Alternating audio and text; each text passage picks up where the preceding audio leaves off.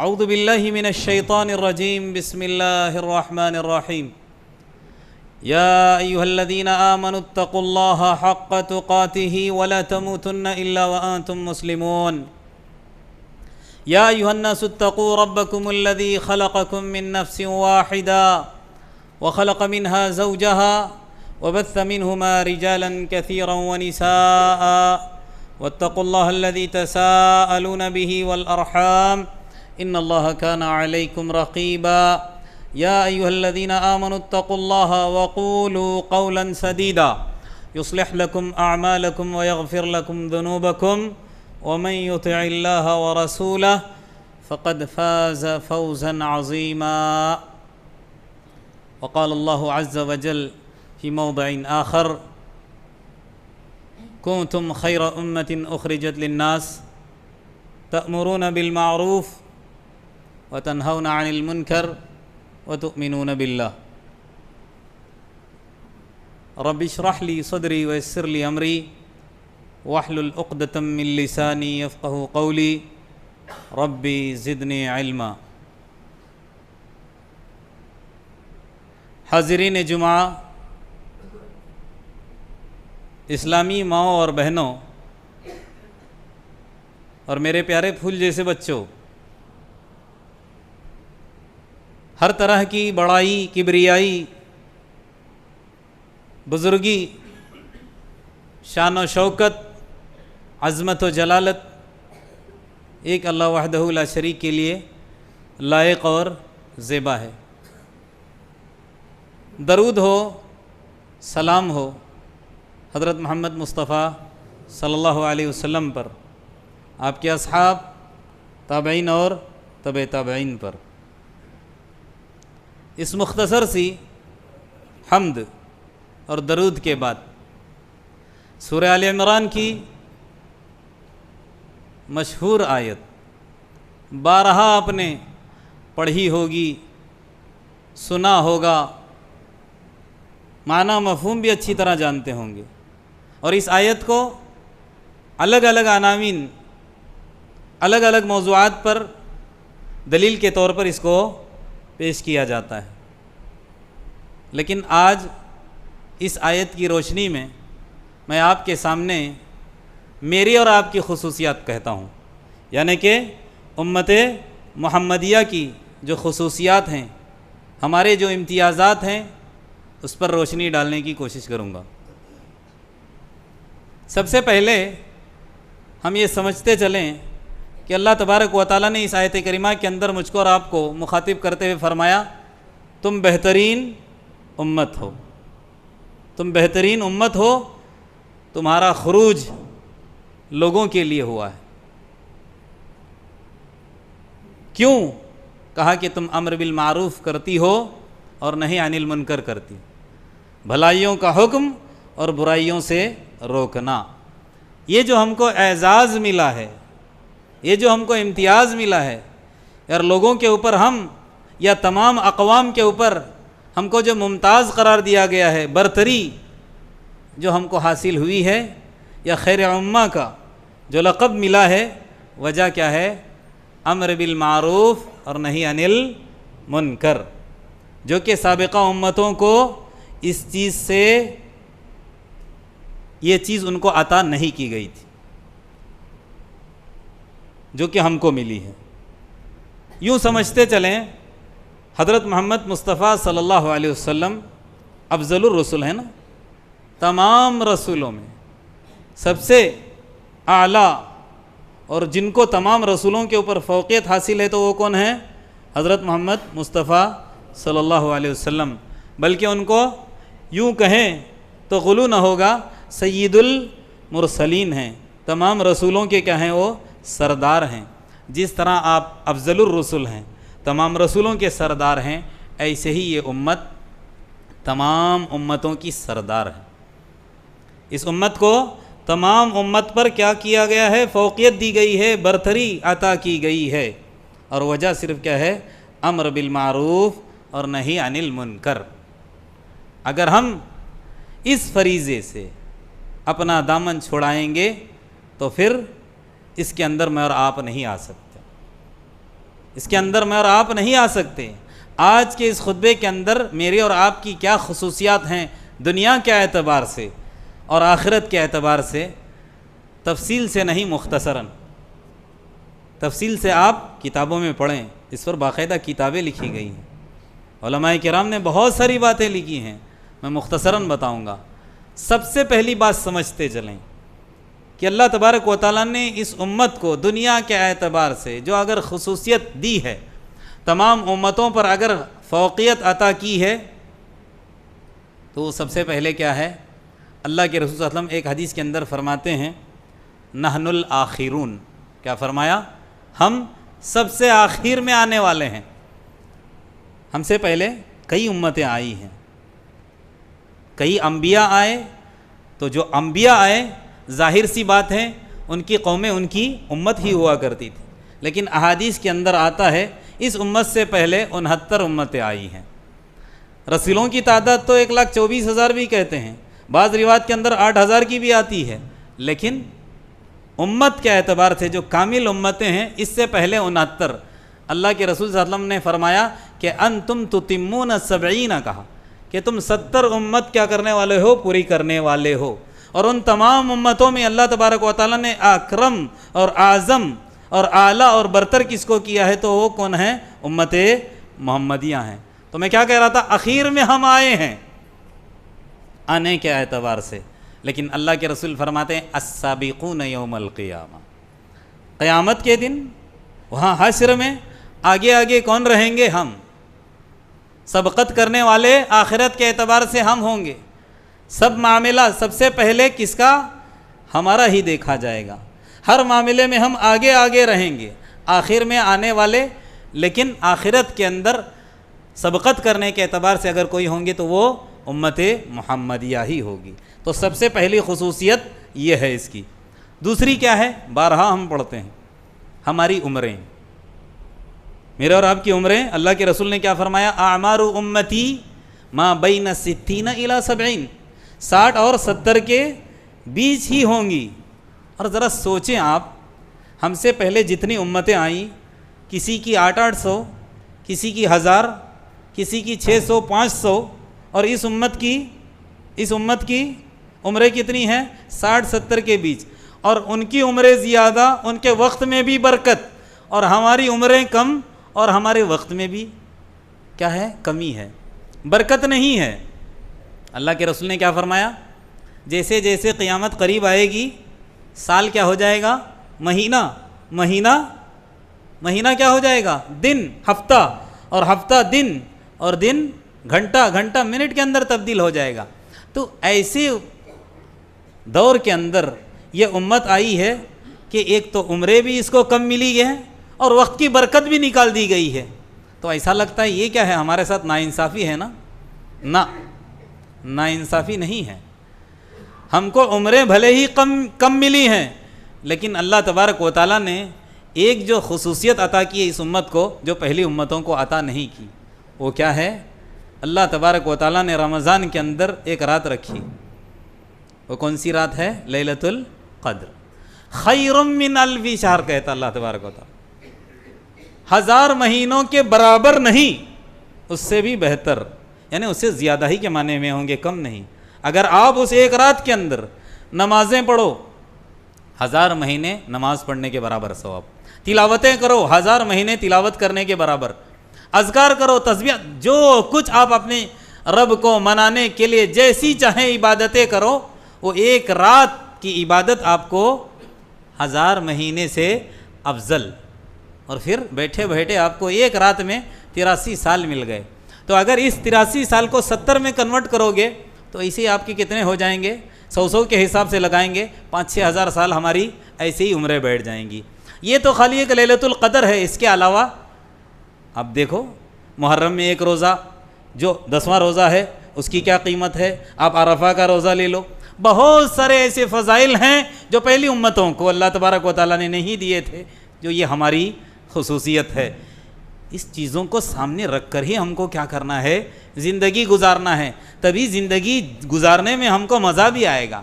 بعض لوگ کہتے ہیں پریشانی ہے، ٹینشن ہے، ٹینشن پریشانی کو اسی وقت ہم دور اور کیا کر سکتے ہیں؟ کنارہ کش، اس سے کنارہ کشی اختیار کر سکتے ہیں یا اس کو سائڈ لگا سکتے ہیں جب ہم کو احساس ہوگا کہ ہم ایسی امت ہیں کہ اللہ تبارک و تعالیٰ نے ہمارے لیے ایسے ایسے انعامات عطا کیے ہیں۔ اور ایک بات یاد رکھ لیجئے، یہ بڑی زبردست خصوصیت ہے اور اس کو آپ ذہن نشین کر لیجئے۔ وہ کیا ہے کہ اللہ تبارک و تعالیٰ اس امت کے اندر سے حق کی اور باطل کی پہچان کو کبھی بھی ختم نہیں کرے گا۔ آپ اگر پچھلی امتوں کا مطالعہ کریں گے، ان کے علماء نے ان کی امتوں کو کیا کر دیا؟ گمراہ کر دیا، حق اور باطل کو ملا دیا۔ اب کیسے پہچان پائیں گے؟ دودھ اور اگر پانی کو ملائیں گے تو الگ کر سکتے ہیں کیا؟ نہیں الگ کر سکتے۔ ایسے ان لوگوں نے حق اور باطل کو ملا دیا کہ حق کیا ہے باطل کیا ہے نہیں پہچان کر پاتے تھے۔ لیکن اس امت کے ساتھ ایسا نہیں ہوگا، کوئی بھی اس کو حق اور باطل کو ملا کر لوگوں کو گمراہ کرنے کی کوشش نہیں کرے گا۔ اللہ کے رسول صلی اللہ علیہ وسلم کا فرمان ہے، لا تزال امتی لا تزال طائفۃ من امتی ظاہرین علی الحق، میری امت کا ایک گروہ، بھلے 73 گروہ بنیں گے لیکن ایک گروہ ہمیشہ کیا کرے گا؟ حق پر رہے گا، حق کو غالب کرنے کی کوشش کرے گا، اس کا معنی اور مفہوم بتاتا رہے گا۔ اگر لوگ بدعت کے اندر ہیں، شرک کے اندر مبتلا ہیں، وہاں سے اس دلدل سے نکالنے کی کوشش کرے گا۔ اور ذرا سنیے اس حدیث کا اگلا ٹکڑا کیا فرماتے ہیں؟ لا یضرہم من خالفہم، اگر کوئی ان کی مخالفت میں اترے، کن کے؟ جو حق پر رہے گا نا، حق پر غالب رہے گا، حق لوگوں کو بتانے کے لیے رہے گا جو گروہ، اس کے اگر مخالف لوگ آئیں گے بھی، لا یضرہم، ان کا بال بیکا بھی نہیں کر پائیں گے، ان کا کچھ نقصان نہیں کر پائیں گے، حتیٰ یأتی امر اللہ، یہاں تک کہ اللہ کا حکم آ جائے نا، قیامت آ جائے۔ قیامت تک اس امت کے اندر ایک گروہ حق پر ضرور رہے گا، اور وہم کذالک، وہ ایسے ہی رہیں گے، ان کو کچھ بھی کوئی کچھ نہیں کر سکتا ان کا۔ یہاں تک کہ اس گروہ کے تعلق سے فرماتے ہیں، یقول احمد بن حنبل، امام احمد بن حنبل رحمۃ اللہ علیہ فرماتے ہیں اس گروہ کے تعلق سے، ان لم یکونوا اہل الحدیث فلا ادری من ہم، اگر وہ گروہ اہل حدیث نہیں ہوگا تو میں نہیں جانتا پھر کوئی دوسرا گروہ ہو سکتا ہے۔ بات سمجھ میں آ رہی ہے؟ یعنی قرآن اور سنت پر جو گروہ ہوگا وہی گروہ حق پر ہوگا، وہی جماعت حق پر ہوگی، اور وہی جماعت کیا کرے گی؟ لوگوں کو شرک اور بدعات کے دلدل سے نکالنے کی کوشش کرے گی، اور لوگوں کو اس کی فکر نہیں ہوگی۔ تو یہ امت کی خصوصیات میں سے سب سے اعلیٰ خصوصیت ہے کہ یہ ہمیشہ حق پر رہے گی۔ اور آگے اسی حدیث کی تشریح کرتے ہوئے اللہ کے رسول کا فرمان ہے، ان اللہ لا یجمع امتی علی ضلالہ، میری امت کو اللہ تبارک و تعالیٰ گمراہی پر کبھی بھی جمع نہیں کرے گا۔ سب گمراہی پر مل نہیں سکتے، جمع نہیں ہو سکتے، کمپرومائز نہیں کر سکتے۔ 99 لوگ یا 99% گمراہی پر رہیں گے، ایک حق پر ضرور رہے گا، اس کو کسی کی پرواہ نہیں ہوگی، وہ کسی کی پرواہ نہیں کرے گا۔ اس کے دل کے اندر اگر خوف ہوگا تو اللہ کا، اس کو احساس ہوگا کہ میں کیوں ہوں، میں کون ہوں، کیوں آیا ہوں، میرا کیا مقصد ہے، وہ ضرور لوگوں کے سامنے کیا کرے گا؟ وہ چیز بتائے گا، دودھ کا دودھ پانی کر کے ہی رہے گا۔ کیوں؟ اللہ کے رسول صلی اللہ علیہ وسلم کا فرمان ہے۔ اور آگے اللہ کے رسول کیا فرماتے ہیں؟ یہ بھی خصوصیت ہے کہ اللہ تبارک و تعالیٰ اس امت کے اندر ہر 100 سال کے بعد ایسے انسان کو بھیجتا رہے گا۔ ابو داؤد کی صحیح روایت۔ اگر یوں سمجھ لیجئے کہ اگر گمراہی پھیلتے گئی، لوگ شرک کے اندر مبتلا ہو گئے اور ساری امت گمراہی کے اندر سمجھ لو ملوث ہو بھی گئی، لیکن ہر 100 سال کے بعد اللہ تبارک و تعالیٰ ایسے ایک انسان کو پیدا کرے گا جو پھر اس دلدل سے، اس کیچڑ سے، اس شرک کی گندگیوں سے، بدعات اور خرافات کی گندگیوں سے وہ انسان کیا کرے گا؟ نکالے گا۔ اللہ کے رسول فرماتے ہیں، ان اللہ یبعث لہذہ الامہ، اللہ تبارک و تعالیٰ اس امت کے لیے بھیجتا ہے، کیا ہے؟ علی رأس کل 100 سنہ، ہر 100 سال میں ایک مرتبہ۔ کیا فرماتے ہیں؟ من یجدد لہا دینہا، جو اس کے دین کی کیا کرے گا؟ ان کے لیے، اس امت کے لیے تجدید کرے گا۔ تمام امت کے علماء کا اس بات پر اتفاق ہے کہ اللہ کے رسول صلی اللہ علیہ وسلم کے اس دنیا سے رخصت ہونے کے بعد 100 سال کے بعد جب تھوڑے سے حالات بگڑنے لگے تھے تو سب سے پہلا مجدد اگر کوئی پیدا ہوا تو وہ کون تھے؟ حضرت عمر بن عبدالعزیز رحمۃ اللہ علیہ۔ ایسے بہت سارے امت کے اندر آئے، امام ابن تیمیہ کو لے لیجئے، امام محمد بن عبد الوہاب کو لے لیجئے، بہت سارے ایسا ہیں۔ ہر 100 سال کے بعد اللہ تبارک و تعالیٰ ایسوں کو پیدا کرے گا کہ یہ امت ساری کی ساری ایک ساتھ گمراہی پر کبھی بھی جمع نہیں ہو سکتی، کہ اللہ تبارک و تعالیٰ کا یہ قانون ہے اور اللہ تبارک و تعالیٰ نے یہ امتیاز اور یہ خصوصیت اس امت کو عطا کی ہے۔ اسی طرح یہ چیز اس حدیث کو سننے کے بعد میرے اور آپ کے دل کے اندر سے یہ خوف جاتا رہے گا، جیسے آج کل کے حالات ہیں نا، بہت پریشان ہیں مسلمان کہ ہمارا کیا ہوگا کیا ہوگا کیا ہوگا۔ سنیے کہ ایک بات ہمیشہ ذہن میں رکھیے کہ کبھی بھی اس امت کو اس روئے زمین سے ختم کرنے کے لیے کوئی بھی ایسا دشمن پیدا ہی نہیں ہوگا جو اس امت کا خاتمہ کرے۔ اس امت کو، امت محمدیہ کو دنیا کے اندر سے مٹانے کے لیے لاکھ کوشش کریں، تاریخ کا مطالعہ کریں گے آپ، مٹانے والے مٹ گئے لیکن اس امت کو مٹا نہیں سکے۔ اگر ان کی چالیں چلتی تو آج ہم یہاں پر نہیں ہوتے، ہم کہیں اور ہوتے، لیکن اللہ کا قانون ہے۔ اللہ کے رسول صلی اللہ علیہ وسلم نے اللہ تبارک و تعالیٰ سے 3 دعائیں مانگی تھی، 3 دعائیں کی تھی۔ کیا فرماتے ہیں اللہ کے رسول؟ سألت ربی ثلاثا، 3 چیزیں میں نے اللہ تبارک و تعالیٰ سے طلب کی تھی۔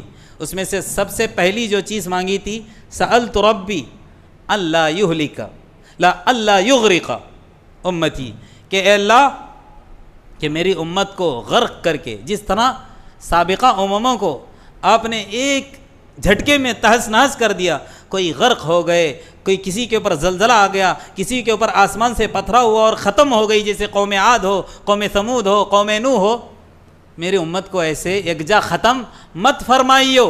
یہ کس نے دعا کی تھی؟ اللہ کے رسول نے۔ فرماتے ہیں اللہ تبارک و تعالیٰ نے میری دعا قبول کی، فَعَتَانِيهَا، وہ چیز اللہ نے مجھے دے دی۔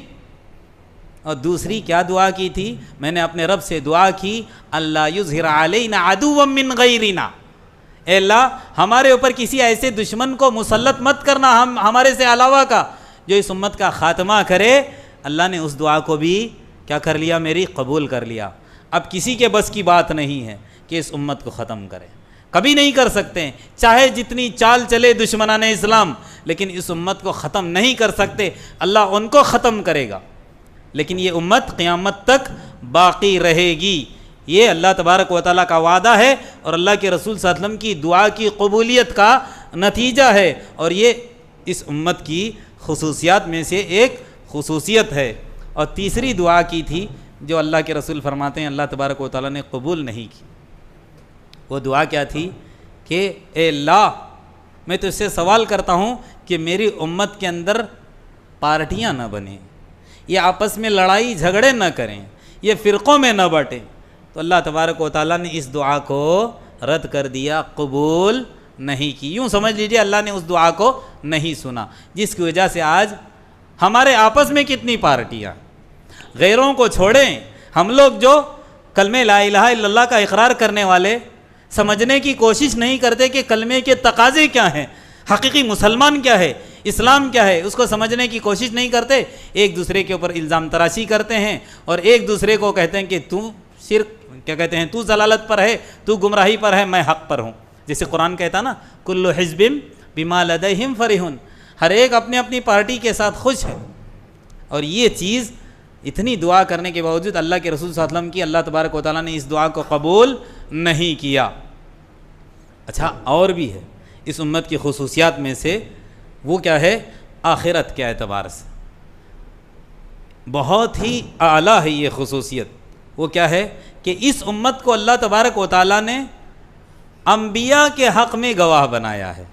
عجیب بات ہے نا، انبیاء جن کے حق میں کسی گواہ کی کیا ضرورت ہے، لیکن اللہ تبارک و تعالیٰ نے اس امت کو وہ اعزاز سے نوازا ہے۔ کل قیامت کے دن اللہ تبارک و تعالیٰ حضرت نوح علیہ السلام کی قوم سے سوال کرے گا۔ کیا سوال کرے گا؟ میں مثال خالی حضرت نوح علیہ السلام کی دے رہا ہوں، تمام انبیاء سے اس طرح کے سوالات ہوں گے کہ قوم سے سوال ہوگا کہ اس نے، یعنی میرے اس بندے نے، میرے اس رسول نے، میرے اس پیغامبر نے، میرے اس میسنجر نے تم تک میرا حق پہنچایا کہ نہیں، حق بات بتائی کہ نہیں، میری باتیں تم تک پہنچائی کہ نہیں؟ اب وہ امت کیا کہے گی؟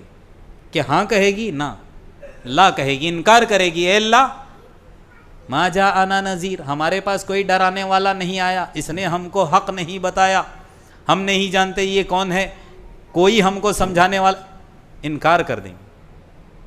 اب اللہ تبارک و تعالیٰ نوح علیہ السلام سے پوچھے، اندازہ لگائیے 950 سال محنت کرنے والے، امت کی خاطر رونے والے، ایک جھٹکے میں امت انکار کرے گی، کیا ہونے والا ہے؟ تب اللہ تبارک و تعالیٰ اپنے اس لاڈلے نبی سے پوچھے گا، ابھی ہے تمہارے پاس اپنے بچاؤ کے لیے کوئی ہے تمہارا ساتھ دینے والا، تمہارے حق میں گواہی دینے والا؟ تو حضرت نوح علیہ السلام کہیں گے کہ ہاں ہے میرے حق میں گواہی دینے والے، بھلے میرا اپنا ساتھ چھوڑ دے لیکن ہے میرا ساتھ دینے والے۔ اور اشارہ کس کی طرف کریں گے؟ اس امت کی طرف، امت محمدیہ سے۔ اللہ تبارک و تعالیٰ پھر امت محمدیہ سے پوچھے گا کہ اس نے پہنچایا کہ نہیں اپنی قوم تک حق کی بات؟ تو امت محمدیہ کہے گی اے اللہ ضرور پہنچایا، اس نے اچھی طرح سے پہنچایا، اس نے حق ادا کر دیا۔ اللہ تبارک و تعالیٰ پوچھے گا تمہارے پاس کیا دلیل ہے؟ تم کو کیسے معلوم ہوگا؟ یہ تو ہزاروں سال تم سے پہلے آئے تھے اور تم کہہ رہے ہو کہ اس نے حق پہنچا دیا اپنی قوم تک۔ تو کہے کہ ہم نے اپنے نبی کا فرمان پڑھا، تیرے قرآن کو پڑھا، تیرے قرآن کے اندر ہم کو وہ باتیں ملی، تیرے نبی کے فرمان میں ہم کو باتیں ملی۔ اس لیے اللہ کے رسول صلی اللہ علیہ وسلم نے بخاری کی روایت کے اندر کیا فرمایا ہے؟ انتم شہداء اللہ علی الارض یا فی الارض۔ حدیث لمبی ہے، ایک ٹکڑا ہے حدیث کا جس میں کیا فرماتا ہے؟ اے میرے امتی، اے میرے ساتھیوں، اس زمین کے اوپر تم اللہ کے گواہ ہو۔ کیا مطلب ہے؟ نبی کے حق میں گواہی دینا گویا اللہ کے حق میں گواہی دینا ہے۔ کتنا بڑا اعزاز اس امت کے لیے، کتنی بڑی خصوصیت ہے، کتنا بڑا اعزاز سے نوازا گیا ہے۔ اسی طرح دوستو آخرت کے اعتبار سے اس امت کا ایک اعزاز، خصوصی امتیاز یہ بھی ہے کہ وہاں پر جب آخرت کے اندر ساری امتیں یکجا ہوں گی، حضرت آدم علیہ السلام سے لے کر قیامت تک آنے والی ساری انسانیت ہوگی حشر کے اندر، بہت بڑا جمع غفیر ہوگا، اور وہاں پر کون کس کو پہچان پائے گا؟ لیکن اس امت کو لوگ پہچانیں گے، اپنے نبی محمد صلی اللہ علیہ وسلم اپنی امتوں کو پہچانیں گے۔ وہ کیا ہے خصوصی امتیاز جو پوری اس سے پہلی امت کو عطا نہیں کیا گیا تھا، جو ہم کو ملا ہے؟ وہ کیا ہے؟ اعضائے جو وضو ہیں، وضو کے جو ہمارے اعضاء ایسے چمک رہے ہوں گے جس طرح لائٹیں بھی جل رہی ہیں، جس طرح سورج اور چاند چمکتا ہے، ویسے ہمارے اعضاء جو وضو کے اعضاء ہیں وہ چمکیں گے۔ یہ اس امت کا خصوصی امتیاز ہے۔ اللہ کے رسول صلی اللہ علیہ وسلم فرماتے ہیں ان امتی یاتون یوم القیامہ غرا محجلین من اثر الوضو، وضو کی وجہ سے ان کے چہرہ ہو، ہاتھ ہو، پیر ہو چمک رہے ہوں گے، جس کی وجہ سے معلوم ہو جائے گا کہ یہ بھی ایک امت کی خصوصیات میں سے۔ تو اللہ کے رسول آگے کیا فرماتے ہیں؟ فمن استطاع منکم ان یطیل غرتہ فلیفعل، جو چاہتا ہے کہ اس کے ہاتھ اچھی طرح سے چمکیں، اس کا چہرہ، تو اچھی طرح سے وضو کرو۔ وضو کرنے کے اندر کنجوسی مت کرنا، کامل وضو کرو، یہ اللہ کے رسول صلی اللہ علیہ وسلم کا فرمان ہے۔ اور ایک اعزاز، یہ اعزاز کیا ہے؟ اخروی انجام کے اعتبار سے۔ اور اس حدیث کو سننے کے بعد آپ یوں سمجھو جو پڑھے لکھے ہیں، پڑھے ہیں الحمدللہ، جنہوں نے کبھی نہیں سنا وہ کتنے خوش ہو جائیں گے۔ ذرا سنیے، اخروی اعتبار سے تمام امتوں کے مقابلے میں اس امت کا آخرت کے اندر جو انجام ہونے والا ہے وہ بہت ہی بہترین اور بہت ہی اعلیٰ ہے۔ اللہ کے رسول صلی اللہ علیہ وسلم نے کیا فرمایا پتہ ہے؟ امتی امتی امتم محرومہ کا کیا فرمایا؟ امتی امتم مرحومہ، محرومہ کہا، مرحومہ کیا کہا؟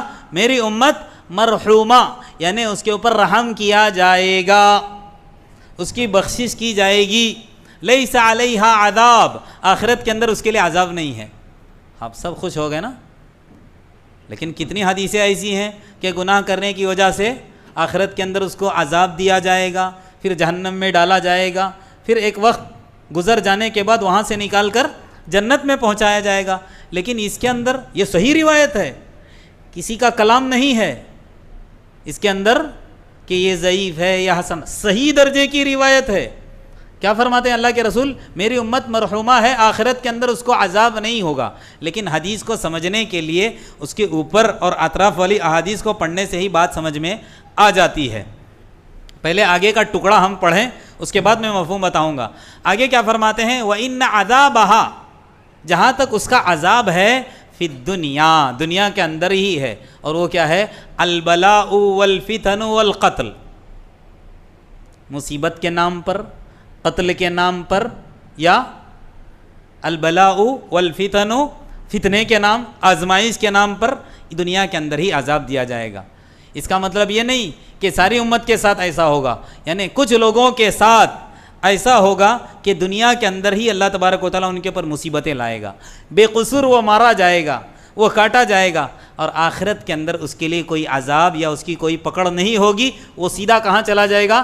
جنت میں چلا جائے گا۔ اللہ سے دعا کریں کہ اللہ تبارک و تعالیٰ ہم کو ان میں سے بنائے۔ لیکن آپ کہو گے کہ پھر مصیبت مانگ رہا ہے، نہ، مصیبت مت مانگے، ہم حق عبادت ادا کریں اللہ کا۔ دنیا کے اندر ہم آنے کا مقصد جان کر بغیر گناہ کے اللہ کو راضی کرنے والی زندگی گزار کر چلے جائیں، اللہ تبارک و تعالیٰ کی ذات سے امید ہے سیدھے جنت میں چلے جائیں گے۔ بھلے اگر ہم نے پیچھے کچھ گناہ کیا بھی ہو، جان بوجھ کر بھی کیا ہے، توبہ ایک ایسی چیز ہے کہ اللہ تبارک و تعالیٰ وہ چیز سب کیا کر دیتا ہے؟ دھل دیتا ہے۔ اور امید ہے اللہ کے رسول کی حدیث کی روشنی میں کہ اللہ تبارک و تعالیٰ آخرت کے اندر بغیر عذاب کے کیا کرے گا؟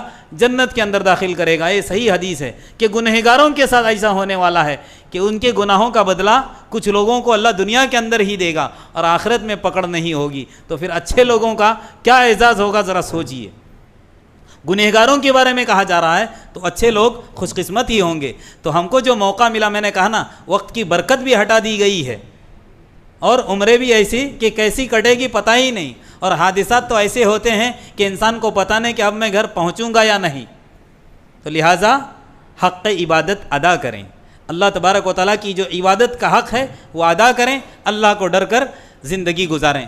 تو یہاں سے پھر ہمارا موضوع ہٹ رہا ہے، تو میں کیا کہہ رہا تھا؟ آخرت کے اعتبار سے، آخرت کے جو اعتبار سے وہ کیا ہے؟ اس امت کے لیے جو انجام کے اعتبار سے بھلا اس کا انجام ہوگا۔ اور اس کے علاوہ اور ایک خصوصیت میں بیان کر کے اپنی بات ختم کرتا ہوں، باتیں بڑھتی جا رہی ہیں۔ وہ آخری بات کیا ہے کہ اللہ کے رسول صلی اللہ علیہ وسلم نے ایک مرتبہ قرآن کی اس آیت کو پڑھا۔ وہ آیت کیا ہے؟ حضرت ابراہیم علیہ السلام کی دعا ہے یہ، فَمَن تَبِعَنِي فَإِنَّهُ مِنِّي وَمَنْ عَصَانِي فَإِنَّكَ غفور الرحیم۔ کیا ہے دعا؟ کیا ہے حضرت ابراہیم علیہ السلام کی؟ فمن تبعنی فإنہ منی، جو میری اتباع کرتا ہے وہ مجھ سے ہے، ومن عصانی، اے اللہ جو میرا نافرمان ہوگا تب تو بخشنے والا ہے، فإنک غفور الرحیم، اے اللہ تو بخشنے والا ہے، تو معاف کرنے والا ہے۔ تو پھر اس آیت کو پڑھا جب نازل ہوئی، یہ حضرت عیسیٰ علیہ السلام کی دعا ہے۔ عیسیٰ علیہ السلام نے کیا کہا؟ ان تعذبہم فإنہم عبادک، اے اللہ اگر تو ان کو عذاب دے گا، یعنی اپنی امت کے تعلق سے اللہ سے دعا کر رہے ہیں کہ اگر تو ان کو عذاب دے گا میری امت کو، وہ تو تیرے بندے ہیں، وَإِن تَغْفِرْ لَهُمْ فَإِنَّكَ أَنْتَ الْعَزِيزُ الْحَكِيمُ، اگر آپ ان کو معاف کر دو گے، ان کو بخش دو گے تو آپ زبردست ہیں اور حکمت والے ہیں، حکیم ہیں۔ تو یہ جو جملے پڑھے اللہ کے رسول صلی اللہ علیہ وسلم نے، تو اللہ کے رسول صلی اللہ علیہ وسلم، حدیث مسلم کی روایت ہے، جب اس آیات کو پڑھا تو اللہ کے رسول صلی اللہ علیہ وسلم کونے میں جا کر بیٹھ کر رونے لگے کہ امتی امتی، میری امت کا کیا ہوگا، میری امت کا۔ ابراہیم علیہ السلام متفکر ہیں، عیسیٰ علیہ السلام متفکر ہیں اپنی قوم کے لیے، اے اللہ میری امت کا کیا ہوگا، میری امت کا۔ فوراً اللہ تبارک و تعالیٰ نے جبرائیل علیہ السلام کو بھیج دیا، کس کے پاس؟ اللہ کے رسول صلی اللہ علیہ وسلم کے پاس، اور سوال کرایا گیا کہ کیا ہوا، کیوں؟ تب انہوں نے وجہ بتا دی کہ ابراہیم علیہ السلام یوں کہہ رہے ہیں، عیسیٰ علیہ السلام میری امت کا کیا ہوگا۔ جا کر بتا دیا جبرائیل علیہ السلام نے کہ اس طرح پریشان ہیں، اس طرح فکر میں ہیں محمد صلی اللہ علیہ وسلم۔ تو کیا کہا؟ جاؤ پیغام دے دو اپنے نبی کو، انا سنرضیک فی امتک، کل قیامت کے تیری امت کے بارے میں تم کو میں خوشخبری دے رہا ہوں، تیری امت کے بارے میں تجھ کو پریشان ہونے کی ضرورت نہیں، تیری امت کے سلسلے میں تم کو کیا کروں گا؟ خوش کروں گا۔ اور سب سے بڑی خوشی یہی ہوگی نا اللہ کے رسول صلی اللہ علیہ وسلم کی وہ حدیث کہ کتنے ایسے ہوں گے کہ بغیر اللہ تبارک و تعالیٰ ان کو سزا دیے، بغیر عذاب دیے ہوئے کہاں دے گا؟ جنت ان کو عطا کرے گا۔ بس آخر میں اللہ تبارک و تعالیٰ سے دعا ہے جتنی باتیں ہم کہتے سنتے سناتے ہیں اس کے مطابق عمل کرنے کی توفیق عطا فرمائے۔ اللہ تبارک و تعالیٰ اس امت محمدیہ کے اندر جو اللہ تبارک و تعالیٰ نے ہم کو پیدا کیا ہے، جو ہماری ذمہ داری ہے، جس اعزاز سے ہم کو نوازا گیا ہے، اس کے مطابق زندگی گزارنے والا بنا دے۔ اللہ تبارک و تعالیٰ میرے اور آپ کے دلوں کے اندر اپنا خوف اور اپنا تقوی پیدا کرے۔ اللہ تبارک و تعالیٰ تمام مصائب، پریشان بلاؤں اور مصیبتوں سے میری اور آپ کی بلکہ پورے امت مسلمہ کی حفاظت فرمائے۔ ربنا ظلمنا انفسنا وان لم تغفر لنا وترحمنا لنكونن من الخاسرین۔ ربنا تقبل منا ما كان صالحا واصلح لنا ما كان فاسدا۔ ربنا تقبل منا انك انت السميع العليم وتب علينا انك انت التواب الرحيم۔ آمين۔ سبحان ربك رب العزة عما يصفون وسلام على المرسلين والحمد لله رب العالمين۔ بارك الله لي ولكم في القرآن العظيم ونفعني وإياكم بما فيه من الآيات والذكر الحكيم۔ أقول قولي هذا وأستغفر الله لي ولكم ولسائر المسلمين من كل ذنب فاستغفروه إنه هو الغفور الرحيم۔